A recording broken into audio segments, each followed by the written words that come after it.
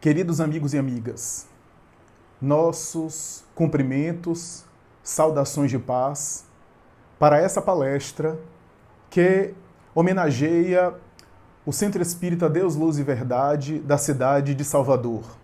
O Centro Espírita Deus, Luz e Verdade é uma casa muito querida, tradicional, que tem toda uma larga história, uma larga folha de serviços e que nesse mês completa 53 anos de trabalho ininterrupto, de serviço infatigável. Portanto, em homenagem ao Centro Espírita Deus, Luz e Verdade, essa palestra, que a princípio deveria ocorrer em formato presencial, estamos aqui fazendo no modo virtual, em função do momento em que estamos vivendo, e é por essa razão que, nesse mês que comemora 53 anos de aniversário dessa casa, o meu cumprimento especial, o meu abraço fraterno e a minha reverência, a minha admiração por essa quantidade de tempo, mas sobretudo a qualidade ao longo desses anos de serviços prestados na doação material, no serviço de caridade, de abnegação ao próximo e, sobretudo, esses anos todos de luz na consciência, de iluminação através do esclarecimento que liberta, a educação moral e espiritual que amplia e que retira o homem das suas algemas, retira a criatura da sua ignorância que o prende às paixões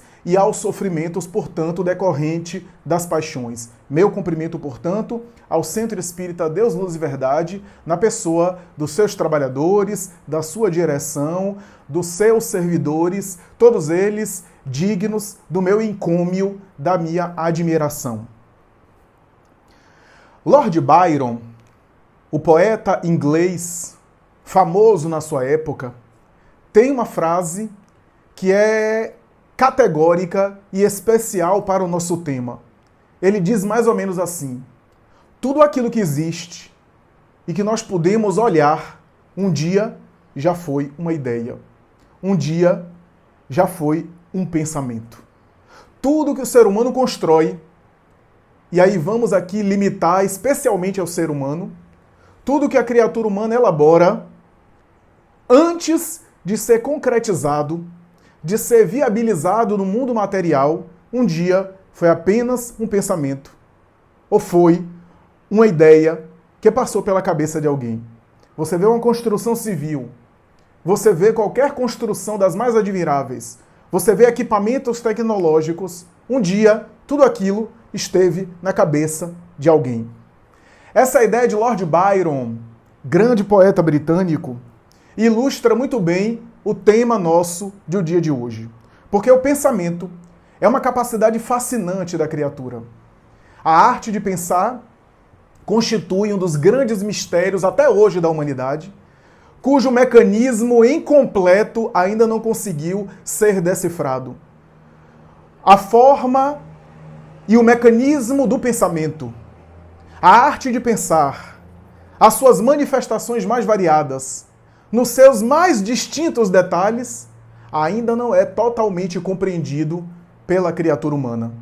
Ainda merece ser penetrado, ser devastado, ser mergulhado, ser explorado pelos estudos, pela investigação racional, por filósofos e por cientistas que se debruçam para tentar entender essa arte difícil, complexa, abstrata, muito sofisticada, que é a arte de pensar. O pensamento constrói as grandes edificações do mundo contemporâneo. Elaborou ao longo das épocas as grandes maravilhas do mundo. Erigiu, desenvolveu os grandes monumentos e as grandes criações do gênio humano. E é também o pensamento que vai engendrar a guerra, que vai desencadear o horror, que vai produzir a morte. Através do pensamento, o homem também elabora as coisas mais vis, mais levianas, com que explora o outro ou que fomenta a destruição em massa e a degradação do ser humano. É o pensamento, portanto, esse vetor de signo aberto, que não é nem bom nem mal, mas o direcionamento que a criatura dá é que torna-lo-á uma capacidade que constrói pelas suas consequências vida ou que elimina e destrói as melhores esperanças da existência humana. Pensar, no entanto, é uma capacidade fascinante. Pensar fez com que Platão elaborasse a sua filosofia baseada nos ensinamentos que ele colheu do seu professor Sócrates e que levava os seus discípulos à educação moral e à interiorização. Pensando, Mahatma Gandhi se levantou em pleno século XX e sensibilizou o mundo através da sua mensagem de paz. Pensando, Schopenhauer, Nietzsche e tantos outros elaboraram pensamentos intelectuais dos mais variados, no entanto, todos eles, ou a sua maioria, de natureza pessimista e angustiada. Pensando, a humanidade construiu ciência, tecnologia, cultura, mas também fomentou o horror, a guerra, a maldição. A verdade é que o pensamento sempre foi um tema desafiante. Sempre foi uma área difícil de explorar. Porque como não é palpável, como não é investigável do ponto de vista empírico, como não pode ser pesado, medido, como não pode ser investigado, como não pode ser mensurado do ponto de vista humano, como não pode se pegar o pensamento e colocar no laboratório, não se pode examiná-lo como se examina, por exemplo, uma substância química ou um órgão do corpo que é dissecado e é examinado no laboratório de anatomia ou de patologia ou de fisiologia.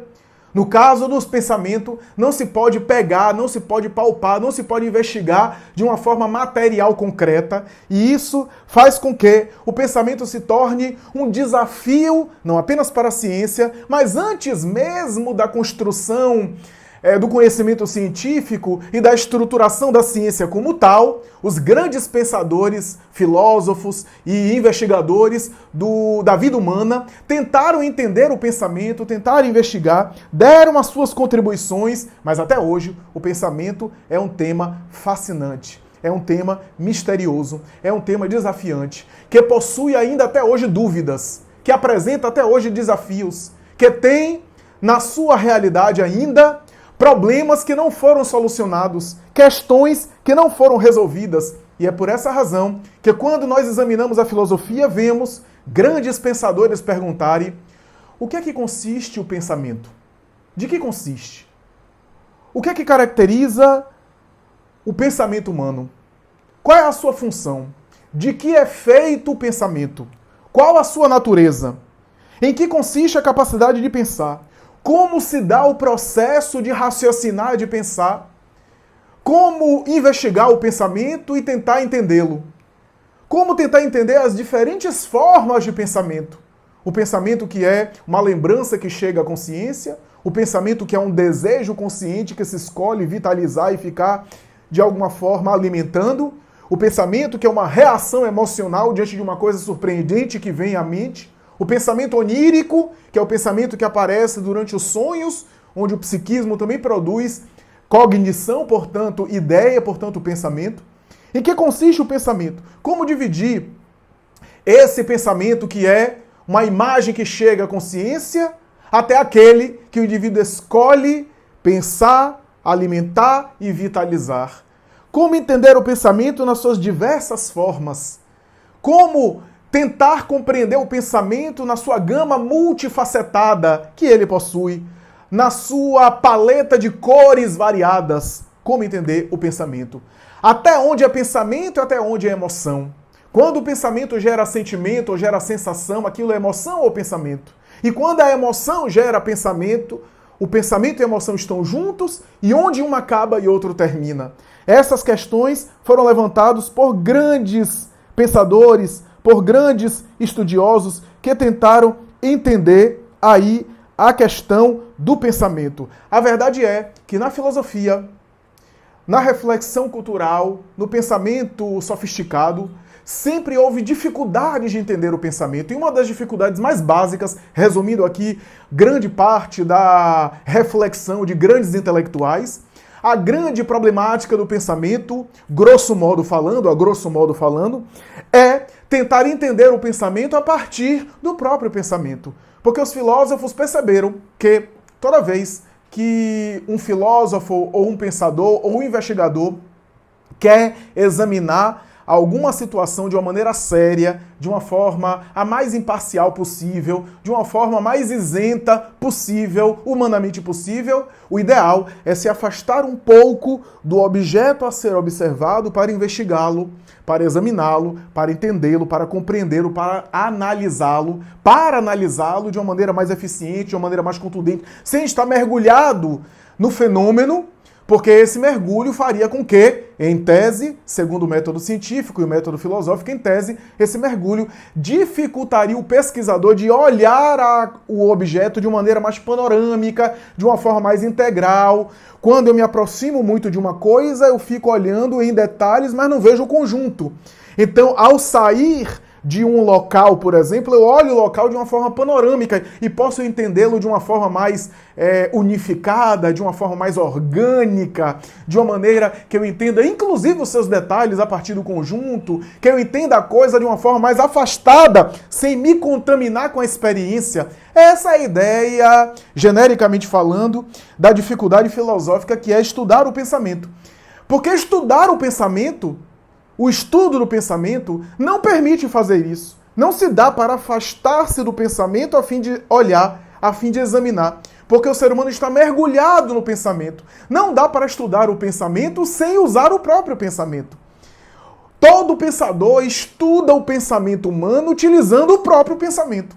Utilizando a própria capacidade de pensar. E isso é a maior dificuldade, ou uma das grandes dificuldades filosóficas de refletir sobre o pensamento. Por outro lado, a ciência, que tenta, através da investigação, entender a realidade da vida, desde o século XIX, especialmente desde o século XIX, quando a ciência estruturou-se de uma maneira mais contundente em comparação com o passado, é que procurou entender a realidade da vida orgânica, material, tornando-se organicista, expressão usada no passado, organicista, que é essa ideia de investigar a realidade da vida de uma maneira material, de uma maneira empírica, porque foi assim que a ciência surgiu a partir do seu início, porque surgiu especialmente a partir das ciências naturais, que era um modelo referência das ciências, e as ciências naturais, principalmente a física, mas química, biologia e física, tentavam entender a realidade através de experimentos empíricos,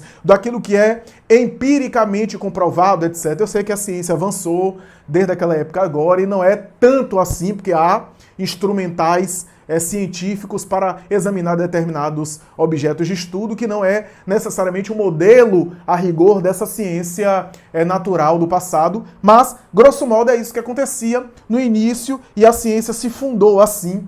E é natural que desde quando a ciência se estruturou, tentou examinar a realidade do homem, as suas manifestações, e na área comportamental, na área psíquica, na área psiquiátrica, é claro que surgiu também a necessidade de alguns da ciência tentarem entender o pensamento de uma maneira agora científica. Não a reflexão filosófica, as deduções, mas o que é que a gente pode investigar no ser humano para tentar entender o pensamento.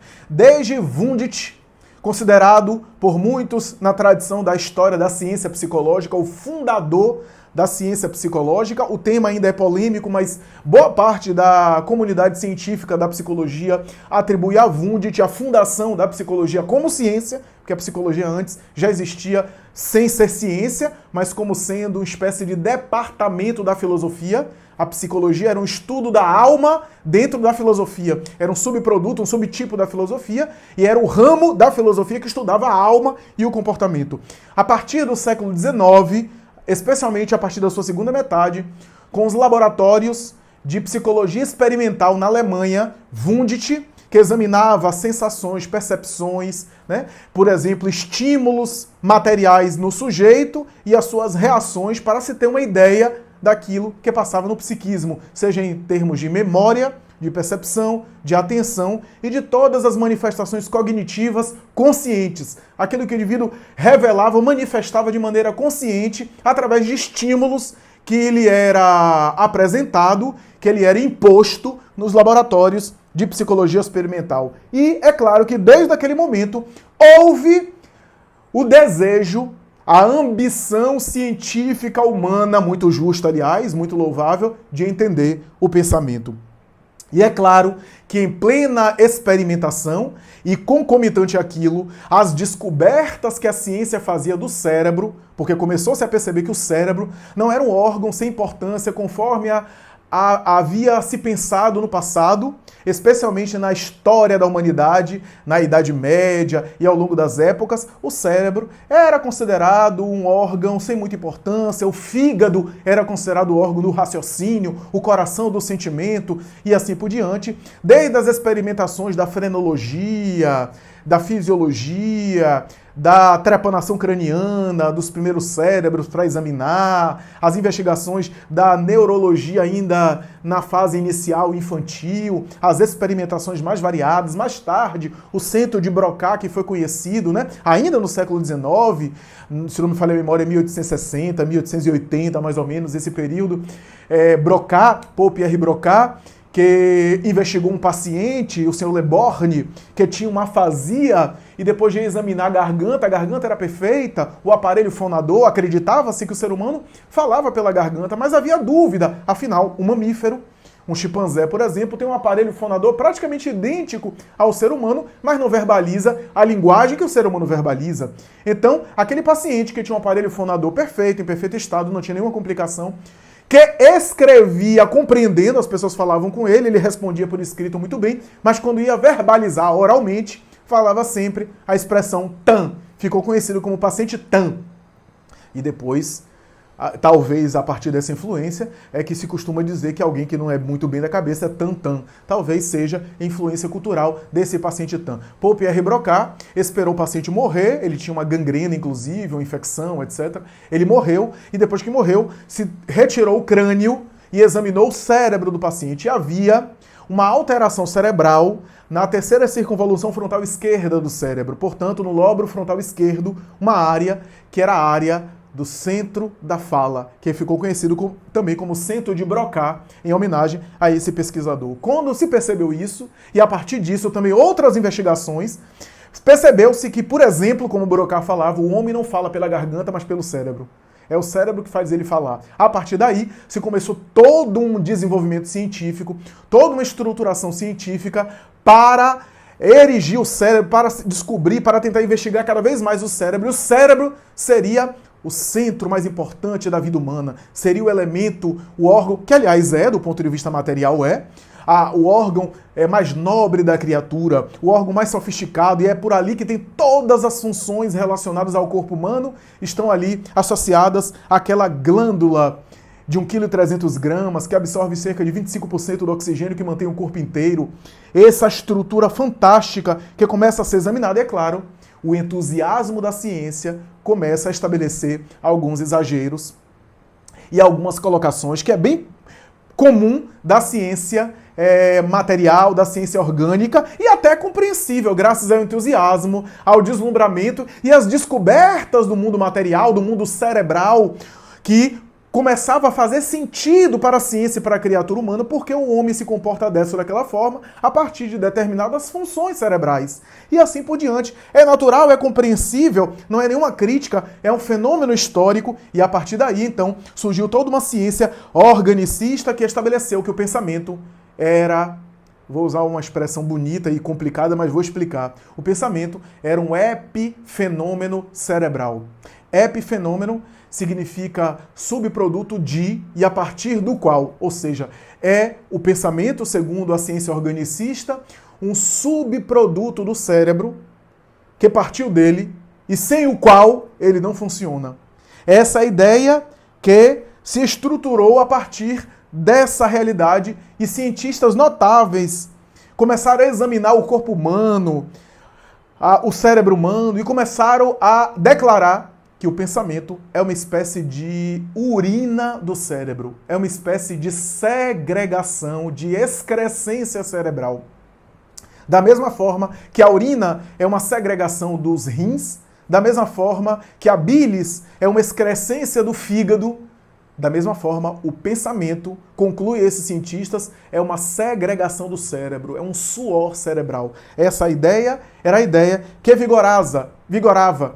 E grandes pesquisadores como Bouillard, Cabanilles, Carlos Vogue e tantos outros, quando começam a investigar por exemplo, cadáveres, como é o caso de alguns, Buiacamani, por exemplo, e outros, começam a investigar cadáveres em laboratório de anatomia, de patologia, chegam a declarar mais ou menos assim: nós dissecamos centenas e centenas de cadáveres, abrimos os seus cérebros, abrimos o seu corpo e nunca conseguimos encontrar ali a alma, o espírito, porque a partir do momento que o pensamento é considerado algo orgânico, algo fisiológico, e portanto quando o cérebro para de funcionar, o ser humano para de pensar, o pensamento deixa de existir, é natural que isso se estendeu também dentro da ciência para afirmações por parte de cientistas que declaravam que se o pensamento é cerebral, a alma também é cerebral. A alma também é material, é fruto do cérebro. Quando o cérebro morre, a alma morre com eles. E esses cientistas, entusiasmados demais,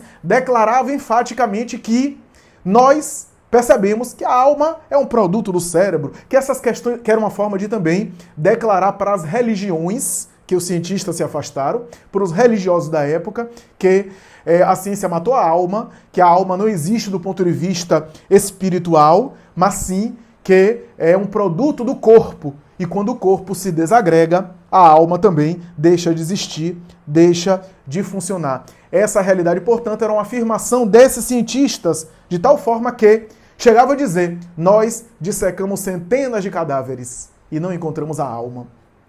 Se tivessem lido uma obra de Leon Denis, uma das suas obras, especialmente a obra O Problema do Ser, do Destino e da Dor, veria ali o grande filósofo francês afirmar: a matéria é destituída de espontaneidade. Olhe qualquer matéria e ela não é espontânea propriamente. E quando a gente olha um cadáver, a gente percebe que ele se assemelha a qualquer outra matéria inorgânica que não tem espontaneidade, sugerindo que alguma coisa que havia naquele corpo, ao sair, o corpo se torna uma matéria inerte e o cadáver não tem diferença de uma mesa ou de um alimento perecível, porque não tem espontaneidade. Olha a afirmação de Leon Denis.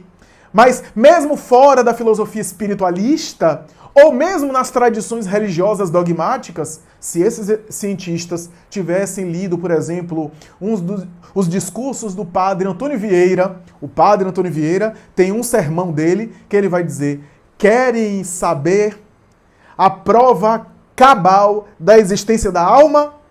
É só olhar para um corpo do qual ela acabou de sair. A maior prova da existência da alma, dizia o padre Antônio Vieira, é um cadáver.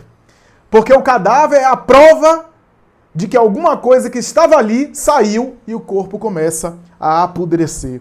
E essas observações geraram ataques ao mentalismo. Qualquer concepção mental, psíquica, qualquer concepção psicológica mental, porque todas as concepções mentais psicológicas tinham a ver com algo físico, orgânico. Pensamento era físico, manifestações emocionais era físico, era orgânico. Essa era a ideia que passava. Então o mentalismo, que é uma expressão muito comum do passado, mentalismo é toda conceituação, todo conceito, toda expressão que tem a ver com algo que é psíquico, que não é material.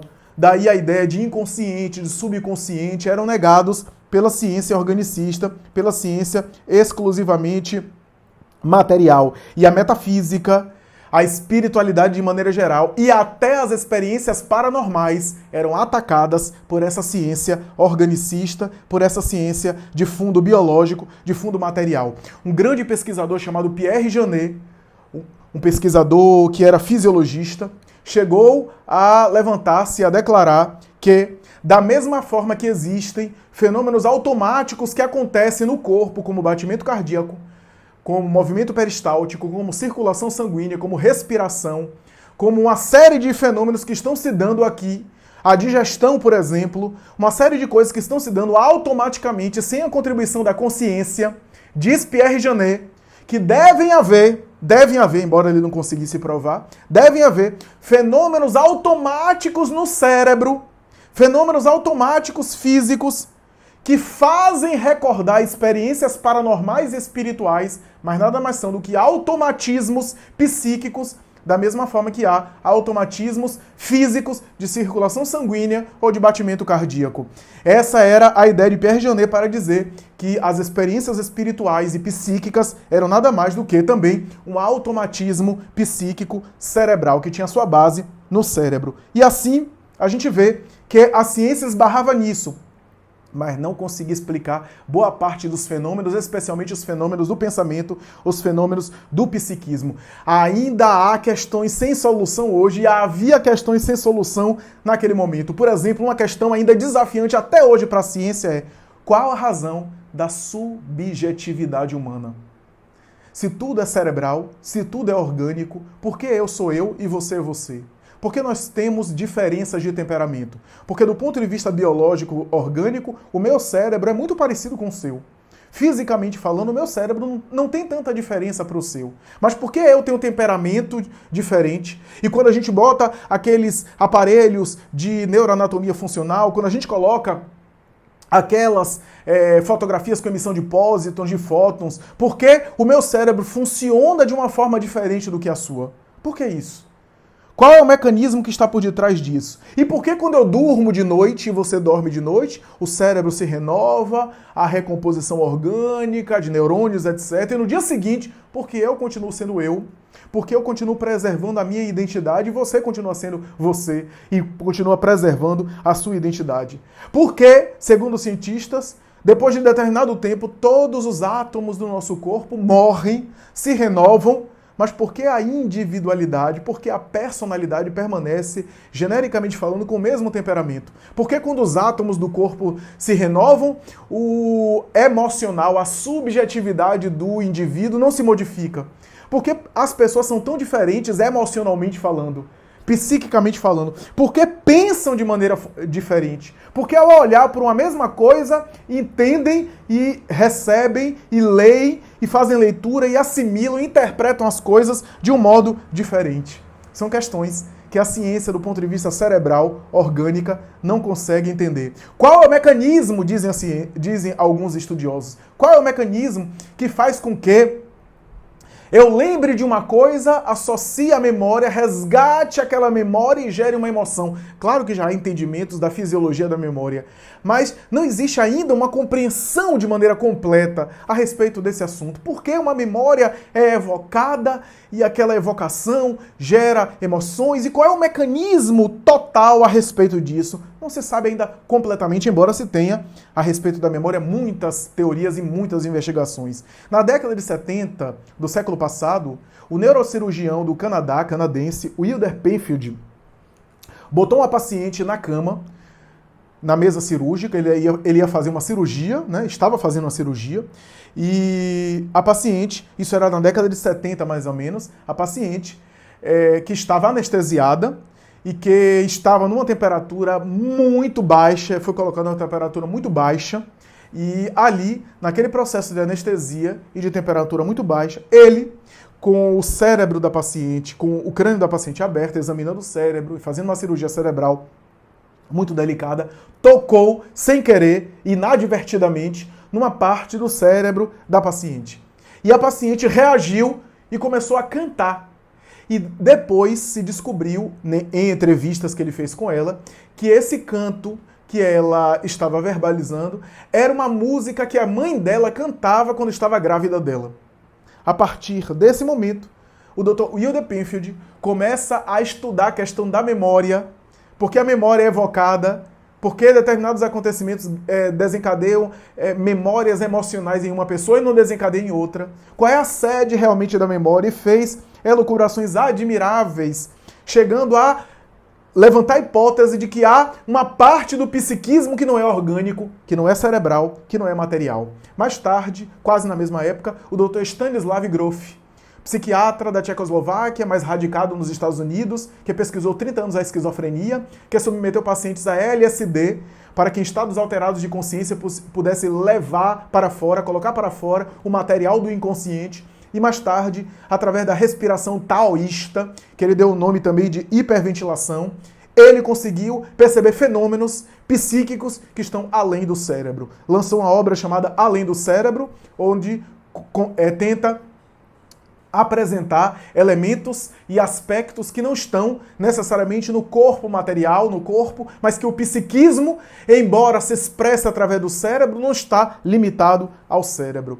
Joana de Ângeles, no livro Autodescobrimento, cujo título O Pensamento, o capítulo Pensamento, nos serve aqui de tema, Joana de Ângeles vai citar a pesquisa e a investigação do psicólogo, não é apenas psicólogo, a gente vai aqui estudar, o psicólogo cubano-espanhol, porque ele nasceu em Cuba, mas mais tarde se deslocou para a Espanha e viveu boa parte da sua vida na Espanha, com grandes investigações. Ele não foi apenas psicólogo, ele foi psiquiatra, ele foi estudioso das ciências etnográficas e etnocêntricas, ele foi psiquiatra, ele foi médico, ele foi sociólogo, ele foi antropólogo, ele, na área da psiquiatria, ele investigou de psicologia forense, a psicologia experimental, a psicopatologia infantil. Esse homem que carrega uma grande erudição e, curiosamente, não é tão conhecido assim dos estudantes de psicologia, não é conhecido assim até dos profissionais de psicologia já gabaritados. Esse autor, infelizmente, não é tão conhecido assim, não é tão estudado, é tão ignorado, mas era de uma erudição, de uma cultura, e é impressionante o espírito Joana de Ângeles, há muito tempo, nessa obra Autodescobrimento, que não é de agora, já tem muitos anos, ela citar o professor Emílio Mira e Lopes. Emílio Mira e Lopes tem uma saga de grandes investigações, curiosamente morreu no Brasil em 1964, em Petrópolis, no Rio de Janeiro, né? Embora ele veio para cá mais tarde para ser professor universitário, se não me falha a memória, ele ensinou, se não me falha a memória, em Sorocaba, em São Paulo, e em alguma cidade do Rio de Janeiro, onde fez grandes pesquisas, grandes experiências. Esse homem extraordinário, que tentava investigar profundamente, né? Ele saiu das ciências experimentais para as ciências psíquicas, e ele tentava investigar de maneira até rígida, de maneira rigorosa do ponto de vista do método científico, as manifestações do pensamento humano, especialmente do pensamento humano. Construiu uma série de instrumentos, de testes psicológicos, de avaliações psiquiátricas, né? E de uma maneira bastante aí profunda, né? E esses testes e essas investigações, aliás, toda a teoria dele, em conjunto, foi encaminhando ele, foi empurrando ele para a elaboração de um teste psicológico que é, digamos assim, esse teste psicológico é como se fosse assim o resumo, a síntese de toda a carreira dele, de Emílio Mira e Lopes. É o teste PMK. O teste PMK é uma sigla para teste psicodiagnóstico miocinético. Esse teste é muito complicado. Até para profissionais de psicologia aplicar esse teste é necessário fazer curso de especialização, aprofundar, porque não é um teste fácil. Tem muita teoria, tem muita literatura, tem muito estudo por detrás desse teste. É um teste difícil até de ser aplicado, é um teste difícil até de fazer. É um teste que o avaliado, aquele que é avaliado, não tem controle sobre a avaliação, né? Ele não tem controle total, porque, por exemplo, o que é que eu quero falar com controle? É que há determinados testes psicológicos que o psicólogo que conhece os testes não pode fazer esses testes. Quando eu, por exemplo, que sou psicoterapeuta e psicólogo, faço alguma avaliação, por exemplo, eu tenho que declarar que sou psicólogo, porque há testes psicológicos que me são encaminhados, que eu conheço a teoria. E se eu conheço a teoria, eu vou influenciar, o conhecimento que eu tenho da teoria vai influenciar no teste, algumas avaliações. No caso do PMK, psicólogos podem fazer, porque mesmo que ele conheça a teoria, ele não consegue alterar o resultado. Por quê? Porque tem a ver com tônus muscular. Mira e Lopes, que estudou bastante isso, que condensou as grandes teorias que vêm de vários teóricos de várias áreas, de teóricos da psicologia experimental a teóricos como Freud, que defende, a grosso modo, a relação do psiquismo com as reações musculares, né, tensões musculares.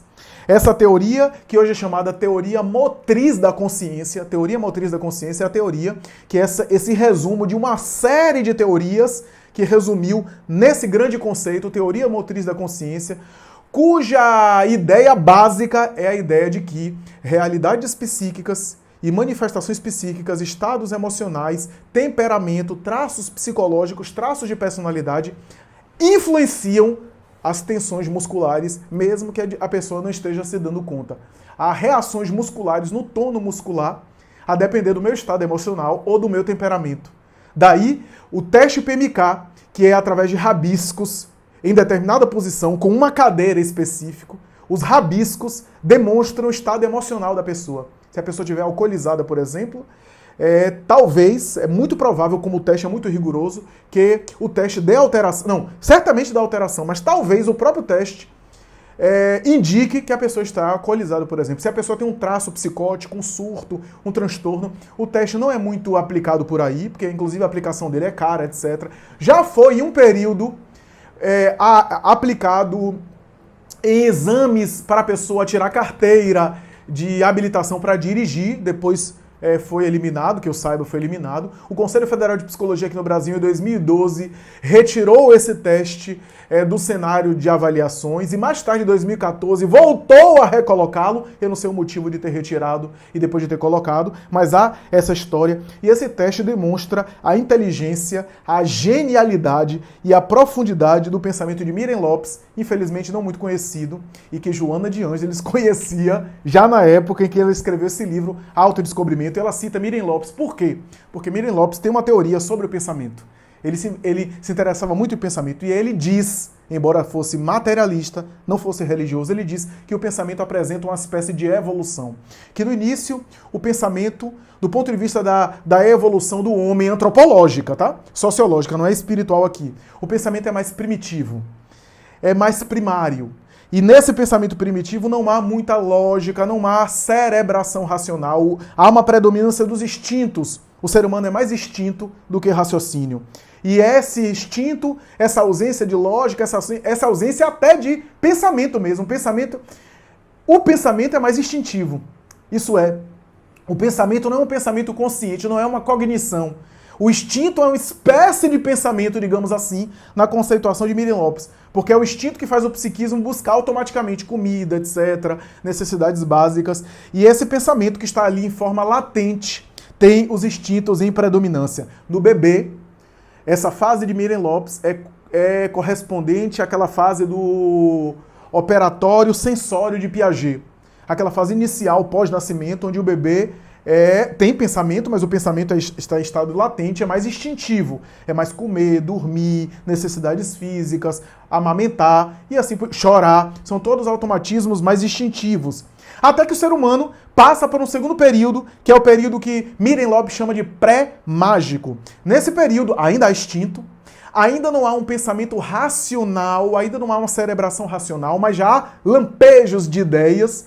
E esses lampejos de ideia, onde há mais instinto do que razão, ou mais instinto do que lógica, o pensamento é destituído de razão. Há pensamento, mas não há razão no sentido de lógica, e essa predominância dos instintos faz com que o pensamento se manifeste em forma de fantasia. É o período das civilizações antigas, ou melhor dizendo, é o período antes das grandes civilizações, onde o pensamento é fantasioso, onde o medo é a emoção básica que surge. Segundo os especialistas, o medo é a emoção mais primitiva que surge na criatura humana. É a primeira emoção. E através do medo, por causa do instinto de conservação, o medo é filho do instinto de conservação, o ser humano começa a olhar a natureza e, por medo, começa, nos lampejos de primeiros pensamentos que surgem, começa a estabelecer estratégias para lidar com aquilo, seja a fuga, seja o combate, e aí que surge o sentimento religioso. O sentimento religioso nasceu desse medo do homem primitivo, que começa a estabelecer os cultos, religiosos para, através dos sacrifícios, sacrifício, palavra que tem a ver com sacro, ofício sagrado, portanto a ideia do sagrado, do espiritual, sacrifício para ter sua vida poupada. Mata animal, mata ser humano, mata vegetal e oferecem sacrifício para que os deuses, ou para que a chuva, ou para que o vento, ou para que o terremoto, ou para que os animais ferozes poupem a sua vida. O pensamento é pré-mágico. E nessa manifestação, o ser humano, homem primitivo, ainda não estruturou as civilizações, está nas cavernas, depois desce das cavernas e vai para as palafitas, constrói palafitas em frente aos oceanos, aos mares, aos lagos, e começa a estruturar ali as suas manifestações, a idolatria religiosa através da pedra, a chamada litolatria, e mais tarde do vegetal, a fitolatria. Mais tarde também os animais, né, que cultua os animais sagrados, digamos assim. E nesse momento, é esse momento que corresponde no bebê a fase aí, depois do operatório sensório de Piaget, é a fase das fantasias, onde a criança ainda não logica, mas começa a fantasiar, começa a idealizar, que tem pensamentos, portanto, bastante fantasiosos, bastante imaginários, que o medo, que o choro faz parte. E aí a gente passa para o terceiro período aí de evolução do pensamento, porque Miriam Lopes fala que o pensamento foi evoluindo, mas a evolução aqui é no sentido de Darwin, da evolução de Darwin, o pensamento alcançou o período mágico. No período mágico é o período das primeiras grandes civilizações do passado, as grandes civilizações do mundo antigo, que predomina a era agrária. O pensamento mágico é predominante no período agrário, das grandes civilizações que se dedicavam à agricultura e que tinham no Deus da chuva, no Deus da proteção da agricultura ali, a noção básica do seu pensamento, da sua ideia. E é nesse momento que surgem as crenças politeístas, o mito do medo, a fantasia dos cultos e dos sacrifícios religiosos, do holocausto sagrado, espiritual, vago, para oferecer para ter sua vida poupada, cede espaço agora para um pensamento mágico, mais estruturado, mais elaborado e mais sofisticado, que é da mitologia. Surgem os grandes mitos, surgem as crenças politeístas, né? As religiões politeístas dos vários deuses, a mitologia grega, a mitologia romana, mitologias essas que mais tarde foram material importantíssimo, rico para Sigmund Freud na psicanálise e mais tarde outros psicanalistas, e a psicanálise bebeu tanto ali da mitologia. Por quê? Porque a psicanálise percebeu que ali as grandes mitologias, os grandes mitos revelavam uma boa parte da natureza psíquica humana, da natureza mental humana, do inconsciente humano que o ego revelava, botava para fora através daquela mitologia. E o que não deixa de ser verdade, porque era o pensamento mágico surgindo, as manifestações do pensamento aí original, primitivo ainda, que agora saiu do primitivo, passou pelo pré-mágico e agora está mágico. O pensamento começa a se estruturar e verbaliza através da mitologia. É esse momento correspondente à criança, naquela fase da primeira, segunda infância, quando a criança fantasia mais. É a época dos desenhos animados, é a época das histórias, é a época de que a criança começa a falar consigo mesmo, falar com o amiguinho imaginário, construir histórias na sua cabeça, fantasiar um monte de coisa, ter necessidade de verbalizar muito. É o período da articulação da fala, que fala para se acabar, se torna um tagarela. É muito comum essa fase, que é da consolidação da fala, da fantasia e assim por diante, até passar para um quarto período, chamado período do pensamento egocêntrico. Miriam Lopes vai dizer que esse é o período do início da racionalidade lógica. É esse período que surge do ponto de vista coletivo, é claro, do ponto de vista tradicional. É esse período que coincide, ou melhor, que demarca simbolicamente o nascimento da filosofia, do porquê. Porque as coisas, o mito já não satisfaz. É necessário agora entender as coisas de uma forma racional. Por que isso? Por que aquilo? Por que aquilo outro? Por que as coisas acontecem dessa forma? E é nesse período, o período egocêntrico, que há uma noção maior do eu. Uma noção maior do eu. E há uma primazia do eu. Eu sou mais importante. Eu. O olhar profundamente a respeito do eu. Na criança, isso corresponde especialmente àquela fase em que a criança começa a perguntar por quê? Por que de tudo? Às vezes até chateia os pais. Por que de tudo? Por que isso? Por que aquilo?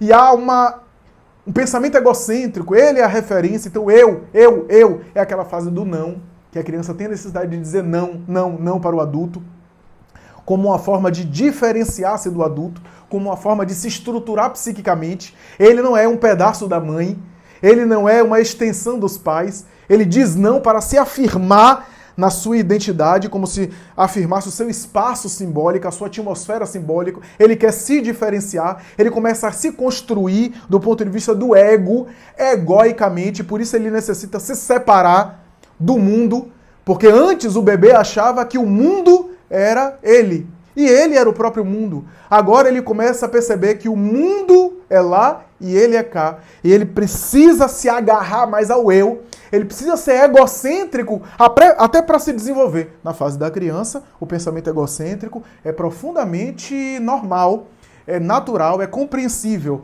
E o homem primitivo também passou por essa fase, porque a criança, de alguma forma ali, as fases infantis, são desenhos das fases do ser humano ao longo da sua evolução ou seu desenvolvimento antropológico. E Miriam Lopes vai dizer que chega depois do pensamento egocêntrico, numa outra fase, que é chamada fase do pensamento intuitivo, onde ele não explica muita coisa, onde ele diz que essa fase do pensamento intuitivo tem muita coisa que ainda não se sabe, que é muita coisa ainda que precisa ainda investigar, que não está totalmente ali explorado, que não está esgotado o estudo, né, e o entendimento dos elementos básicos do pensamento intuitivo, mas que o pensamento intuitivo deve possuir não apenas a razão lógica, mas os sentimentos humanitários. Porque, veja, tem coisas que não é da lógica, né? Por exemplo, a justiça é da lógica, o perdão não é da lógica. Porque a justiça vai dizer o seguinte: eu quebrei o seu celular, o que é justo? Eu dar um celular para você, ou eu consertar o celular. Isso é lógica, igualdade. Mas, por exemplo, o perdão não é lógico. Você me ofende e eu, que fiquei ofendido, fiquei no prejuízo, eu lhe perdoo. Isso não é lógico, não é racional. Isso vai além do pensamento lógico. Então, Miriam Lopes vai dizer os sentimentos humanitários, porque perdão não é uma questão de justiça. Perdão não é uma questão de merecimento, né? Se eu perdoo uma pessoa por merecimento, já não é perdão, é justiça. É justo que eu perdoe porque ele merece. Perdão é uma questão de eu fui ofendido, a pessoa não merece, mas eu perdoo. Então vai além de um merecimento, do ponto de vista aqui do merecimento da vida humana, né? Materialmente falando. Então surgem os sentimentos humanitários no período do pensamento intuitivo e surgem as manifestações que vão além da lógica, a experiência da arte, da cultura, das abstrações, a capacidade de não apenas 2 mais 2 é igual a 4, mas de experimentar, por exemplo, uma experiência artística que vai além da lógica matemática, né? A emoção, a experiência, né, de transcendência. E transcendência aqui não é só espiritual, não. Transcendência é ir além de mim mesmo. Quando um cantor está cantando e ele consegue ir além dos seus limites. Quando o maestro está na orquestra e ele ali se integra e se conecta com a própria orquestra na sinfonia. Quando o pianista consegue ir além do seu limite, ele está transcendendo, ele está indo além, ele tem uma experiência da transcendência, né? Quando alguém se apaixona. Quando alguém se apaixona, ele vai além de si mesmo e consegue ser mais do que ele era quando não era apaixonado. Ele consegue se descobrir, ele consegue estar mais além daquilo que era convencional nele. Corresponde essa fase do pensamento intuitivo à fase do ser humano adulto, que não apenas logica, mas que tem sentimentos. Não é emoção. Emoção todos os seres humanos podem ter, mas o sentimento é algo mais superior, é algo mais elaborado.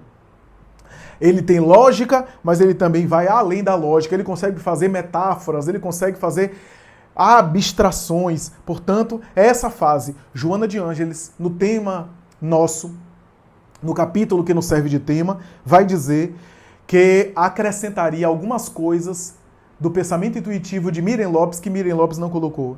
Ela vai dizer que essa fase do pensamento intuitivo, embora não seja assim tão demarcado, pensamento egocêntrico, pensamento intuitivo, pensamento mágico, pensamento pré-mágico, porque às vezes o ser humano vai evoluindo, ele vai entrando em outras fases, mas ainda tem vestígios de outra fase. Quantos de nós atualmente estamos na época racional, pelo menos egocêntrica, boa parte da humanidade é, mas muitos de nós ainda tem momentos de pensamento mágico, de fantasia, de ilusão, de superstições variadas. Então a minha vida é ruim é porque eu vi um gato preto embaixo da escada, ou porque alguém fez um trabalho de magia negra contra mim, ou porque alguém está fazendo voodoo contra mim, ou alguém fez uma feitiçaria, alguém me enfeitiçou, ou é porque a minha lua está no astro X ou Y e aquilo influencia.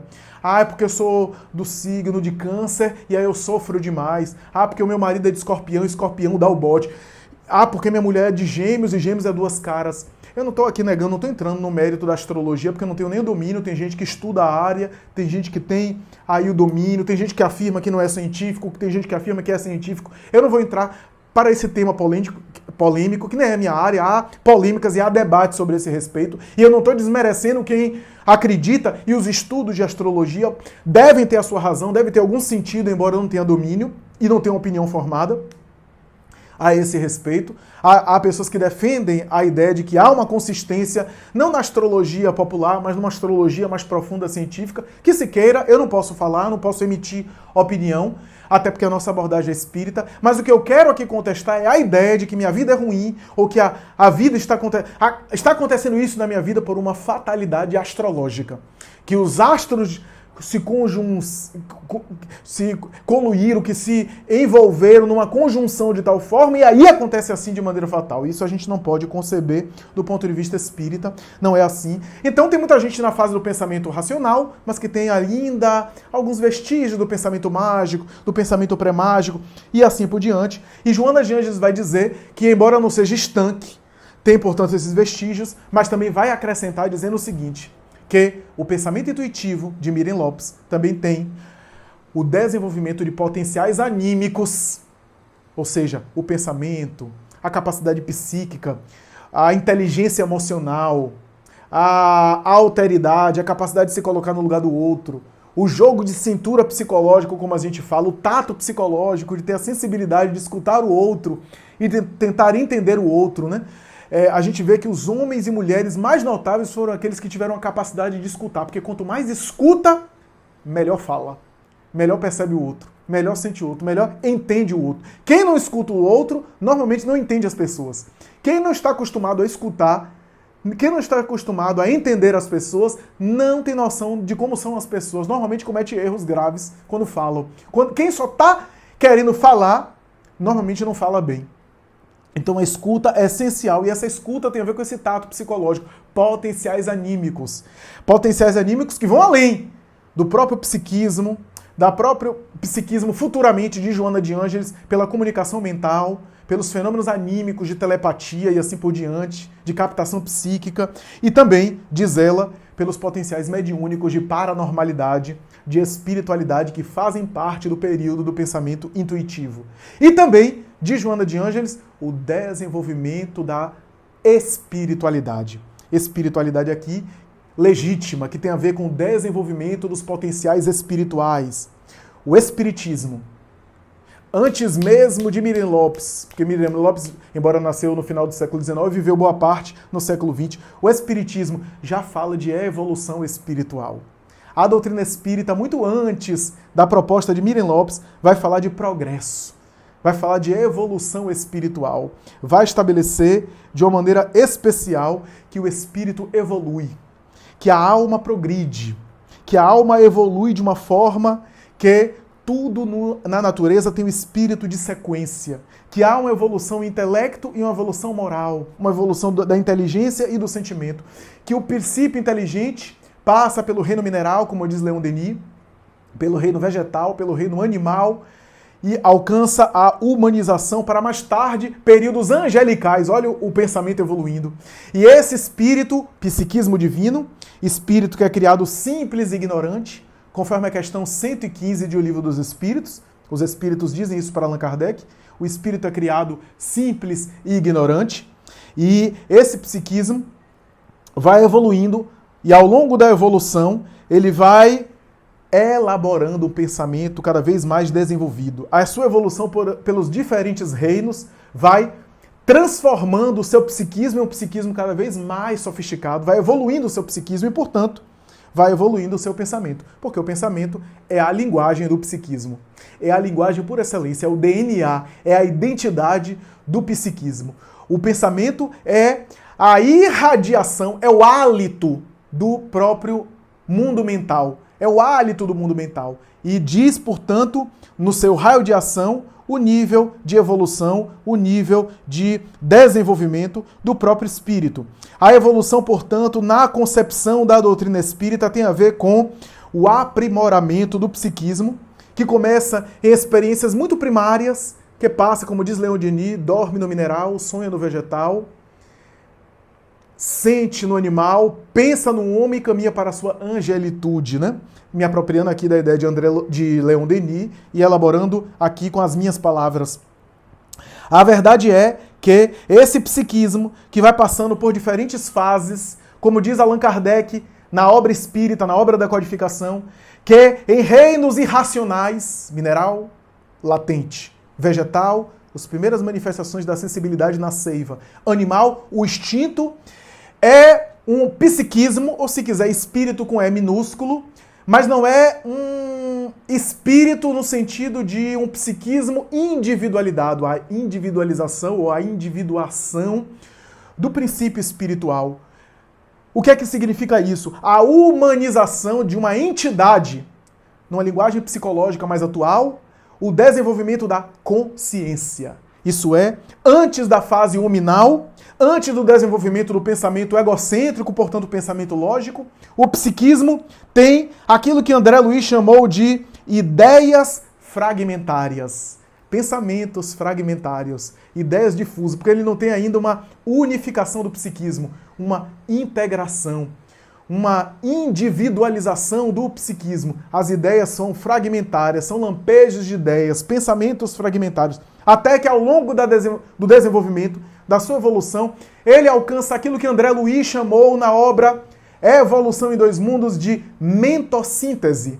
A síntese mental, isso é, já há uma individualização, portanto, uma entidade que tem consciência de si e, portanto, tem consciência da morte, por exemplo. O ser humano é o único animal que tem consciência que vai morrer, que tem consciência de uma divindade, que tem noção de si mesmo. Essa é a mentossíntese, a evolução do pensamento.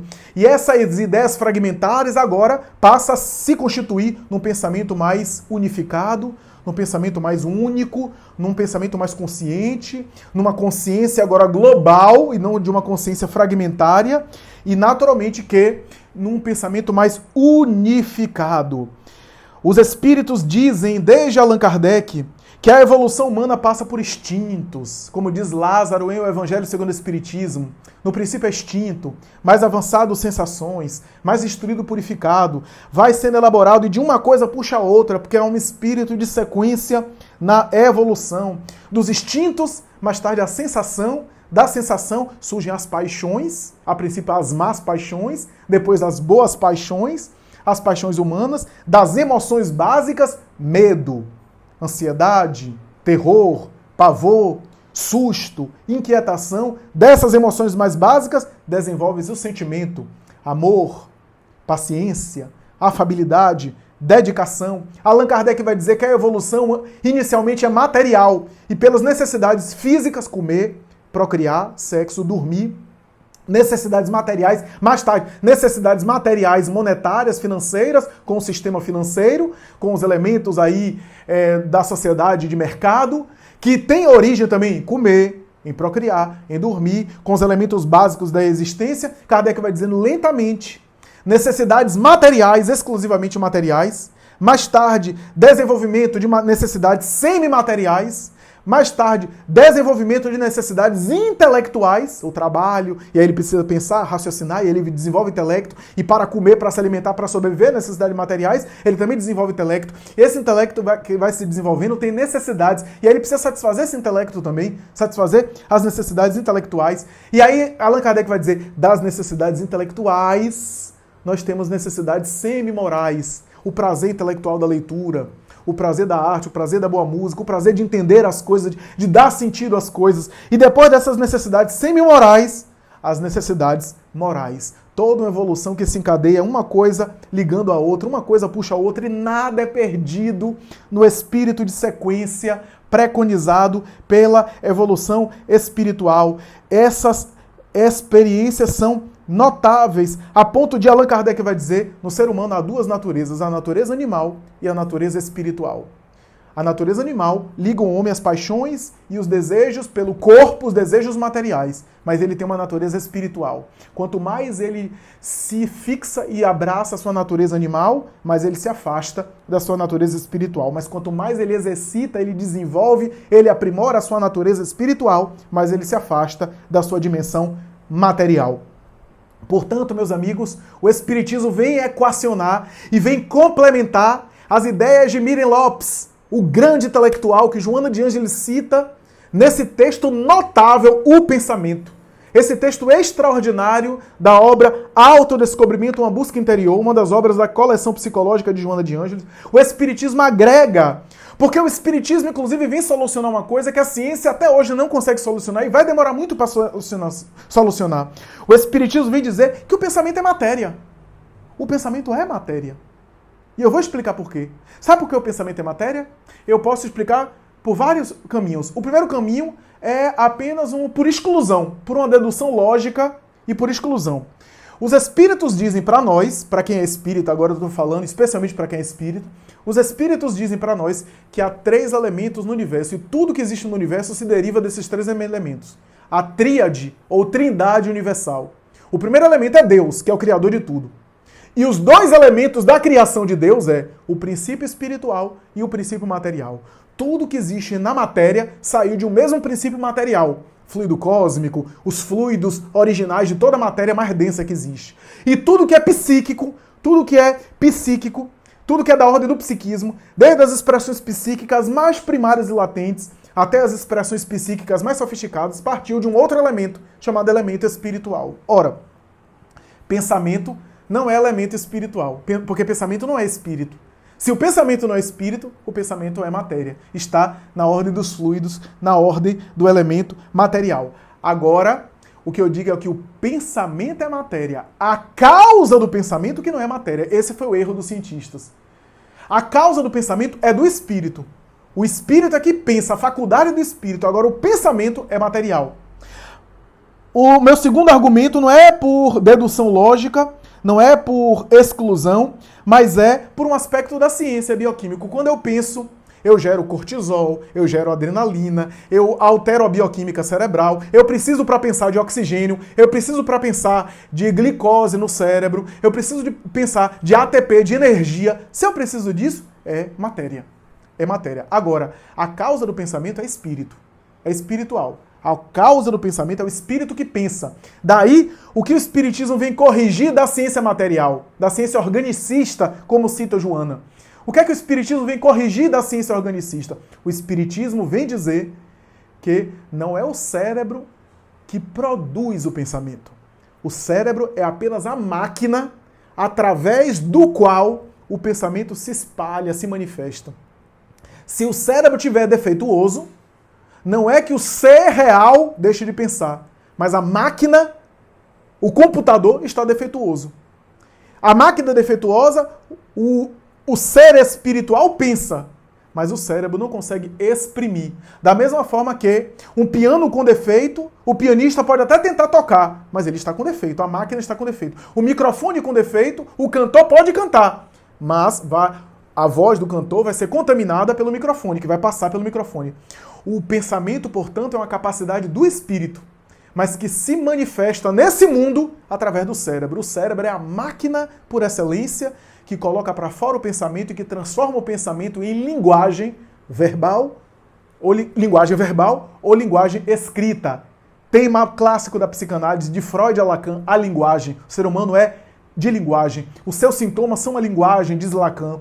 Então, essa ideia é uma ideia básica. Por isso que o cérebro vai ser colocado por André Luiz como sendo o gabinete da alma. O cérebro é o escritório da alma. É ali onde a alma se manifesta, onde a alma trabalha, especialmente através do cérebro. É o cérebro o gabinete da alma. Mas a gente pode dizer por um outro motivo que o pensamento também é material. Quando a gente lê a obra de André Luiz, a obra de Filomeno de Miranda, a obra de Emmanuel e outras obras de mentores espirituais de credibilidade, o que é que André Luiz vai chamar, muitas vezes, quando olha a atmosfera que Emmanuel chama de atmosfera mental, André Luiz vai chamar de matéria mental. Porque é fluido. O pensamento é matéria. É fluido. Então, matéria mental. Quantas vezes André Luiz examinou nas suas obras a matéria mental dos indivíduos?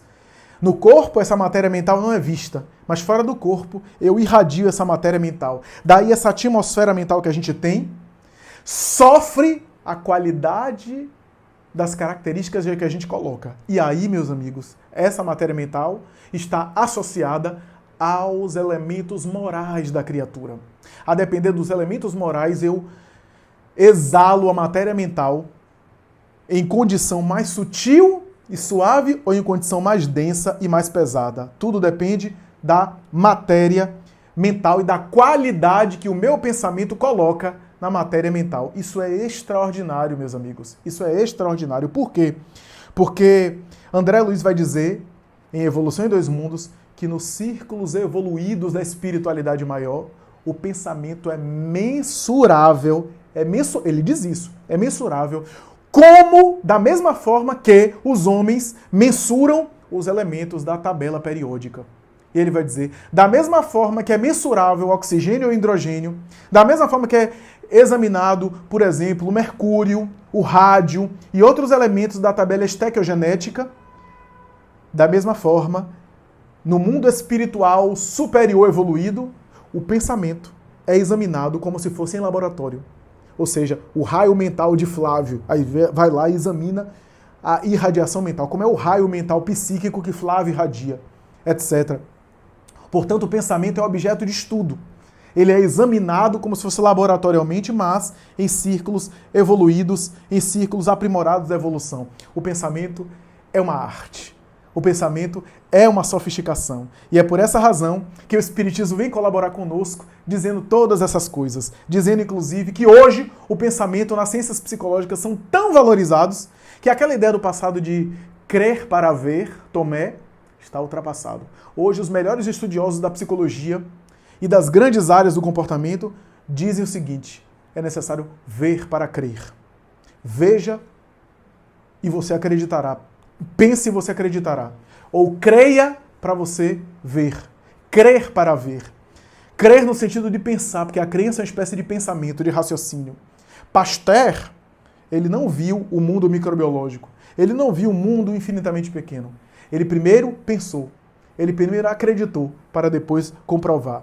Michelangelo, certa vez perguntaram a Michelangelo na estátua de Moisés, se não me engano Moisés, ou é Davi, eu acho que foi Moisés, e alguém disse assim para ele, como é que você conseguiu fazer uma coisa tão perfeita? Como é que você conseguiu construir tudo isso? Ele disse, não, eu não fiz isso. Eu não fiz tanta coisa assim. Na verdade, eu peguei a pedra, olhei a pedra e já estava lá essa estátua. Eu já consegui visualizar. Eu só tirei os excessos, só elaborei, só fiz desbastá-la e estava lá. Ou seja, ele pegou uma pedra e já viu a estátua. Ele já trazia uma beleza interior dentro dele. Para ele, era pegar uma pedra e só tirar um pouco ali, fazer um pouco, uns retoques, uns excessos, e estava a estátua famosa de Davi, de Moisés. Davi também, de Moisés, que é uma das concepções mais notáveis do gênio humano. Ele viu antes. Ele viu já. Né? Então, veja e você creia e você verá. Ele acreditou, corrigindo, ele acreditou primeiro para depois ver. Por isso que Exupéry vai dizer, o essencial é invisível aos olhos, o pensamento, o mundo espiritual. É através do pensamento que eu acesso à vida espiritual, que eu me conecto à vida espiritual. É por isso que Shakespeare, em uma das suas obras, vai dizer que somos feitos da mesma substância dos sonhos. Qual é a substância que predomina nos sonhos? A substância do psiquismo, a substância dos pensamentos. É por isso que Jesus também abordou essa temática, levando o pensamento numa condição ainda mais espiritualizada, nunca comparada, quando estabeleceu, conforme o Evangelho de Lucas, que o bom homem tira o bom tesouro do seu coração e o mau homem tira o mau tesouro do seu mau coração. Porque aonde está o vosso tesouro, aí estará o vosso coração. Jesus queria dizer que a evolução é complexa, que a gente começa se modificando na conduta, que começa modificando a nossa postura, que começa praticando bem, seguindo o amor, exercitando bem, de fora para dentro, mas que o amor e o exercício do bem que eu faço vai realizando a verdadeira evolução espiritual que é interna, modificando o nosso coração, tornando o nosso coração um tesouro que deve ser apreciado. As obras de fora, as construções do pensamento de fora é para aprimorar a alma por dentro. Eu faço por fora para internalizar por dentro. Eu ajo no bem ao meu próximo para desenvolver o bem dentro de mim. Eu exercito a caridade nas suas mais várias expressões com o meu próximo, da cesta básica ao cuidado com o filho, para eu adquiri de uma vez por todas a virtude por dentro. E quando eu adquiri, aí eu já sou pleno, já sou feliz. Enquanto isso, eu faço exercícios pontuais. Eu ajo no bem em um momento, mas não sou ainda bom. Mas vai chegar o dia que o bem vai se incorporar. E quando ele se incorporar, o meu pensamento vai ser contínuo no bem. André Luiz vai dizer o seguinte: da mesma forma que há automatismos físicos, batimento cardíaco, etc., respiração, físicos, e esses automatismos físicos foi uma evolução do psiquismo nos reinos irracionais para adquirir, chegará um momento que nós atuaremos tanto no bem que desenvolveremos automatismos morais. E já vai ser automático, e esse é o estado dos espíritos evoluídos, dos espíritos superiores, que automaticamente eles vibram no bem, eles irradiam o bem. Eles irradiam, eles não precisam fazer esforço para fazer o bem. Eles já irradiam o bem. E quando chega nesse momento, a mão esquerda não sabe o que a mão direita faz. O ensinamento de Jesus. Por que uma não sabe o que a outra? Porque já não contabiliza, já não conta. Eu fiz o bem aqui, eu fiz o bem ali, eu ajudei fulano, ajudei Beto. Já não contabiliza. Como ninguém contabiliza as batidas do coração. Ninguém fica contando quantas vezes o coração bate. O amor preconizado por Jesus é o elemento que melhora a qualidade do pensamento humano. Seja de maneira pontual, momentânea, seja para sempre, a longo prazo, quando é exercitado, quando é cultivado. Quem sabe, diz Emmanuel, avança sempre. Mas quem ama está sempre na frente. Quem ama está sempre na frente. E essa é a conquista mais ampla do pensamento. Muito obrigado, muita paz, parabéns ao Centro Espírita Deus, Luz e Verdade e a todos os trabalhadores dessa causa admirável.